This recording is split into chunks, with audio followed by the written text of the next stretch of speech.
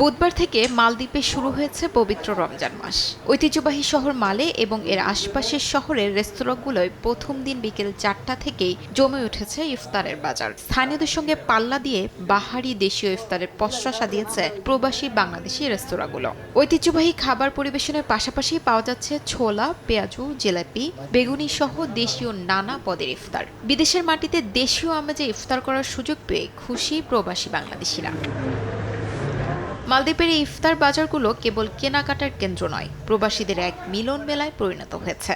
বিশেষ করে মালের বাংলাদেশি খাবারের স্টলগুলোর সামনে রোজাদারদের এই স্বতঃস্ফূর্ত উপস্থিতি বিদেশের মাটিতে এক টুকরো বাংলাদেশকেই মনে করিয়ে দেয়।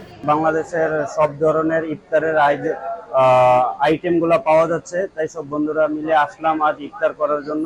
বাংলাদেশের যত ইফতারের আইটেমগুলো আছে সব আইটেম আছে, আপনারা এখানে আসলে পাবেন। সিয়াম সাধনার মাসে ব্যবসার চেয়ে আল্লাহর সন্তুষ্টি লাভের আশায় ইফতার সামগ্রী বিক্রিতে ছাড় দেয় বাংলাদেশি রেস্তোরাঁগুলো। দেয়া হয় খাবার আইটেমগুলোর স্বল্প মূল্যের প্যাকেজ। বিশেষ মূল্য ছাড় দেওয়ায় রেস্তোরাঁগুলোতে বেচা বিক্রি ভালো বলে জানান প্রবাসী ব্যবসায়ীরা। মালদ্বীপে যারা আছেন, প্রবাসী আছেন, সবাই বাংলাদেশে আমাদের কাচ্চি ভাই কিচেনে অবশ্যই ভিজিট করবেন। মাত্র 70 টাকা জুস সহ এবং কি অনেক ধরনের আইটেম এবং 7 থেকে 8 ধরনের আইটেম আপনাদের জন্য। দেশীয় আমেজে ইফতার বিক্রির এই ধারাবাহিকতা পুরো মাস জুড়ে বজায় থাকবে বলে আশা করছেন ব্যবসায়ীরা। সময় সংবাদ, মালদ্বীপ।